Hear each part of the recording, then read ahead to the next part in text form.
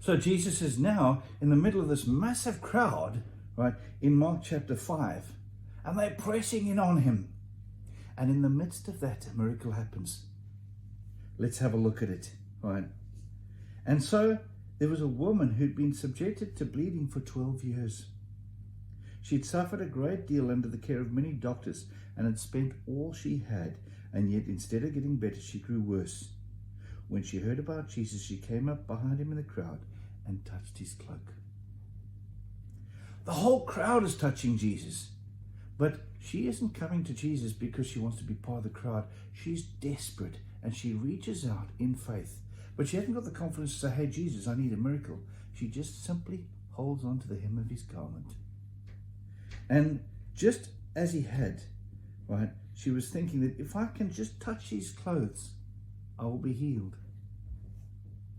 Immediately her bleeding stopped and she felt in her body that she was freed from suffering.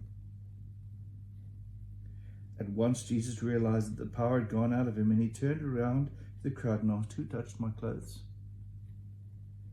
You see people crowding around you all over, and yet you ask, who touched me? But you see, Jesus knew something here. The crowd were just the crowd, but he knew that there was somebody genuinely in need here. And when she touched him in faith, power went from him. I know that sometimes when I'm praying or ministering, right, afterwards I feel so weak because power has flowed from me. Not my power, but the Lord's power. And so he's looking around to see who's done this. Then the woman, knowing what had happened to her, came and fell at his feet, trembling with fear, and told him the whole truth. She doesn't know if she's going to lose that now, if Jesus is going to say, you did something wrong. Why did Jesus make such an issue in this crowd of identifying this woman? And I think the answer is because he wanted her to have absolutely no doubt that she was healed. Right?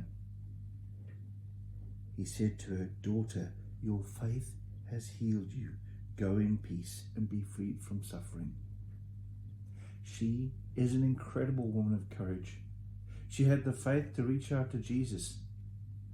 She had to fight through the crowd, and even then she didn't even ask to hear her name or to let Jesus speak into her life. She just said, if I hold on to Jesus, I will be healed. What is your prayer of faith?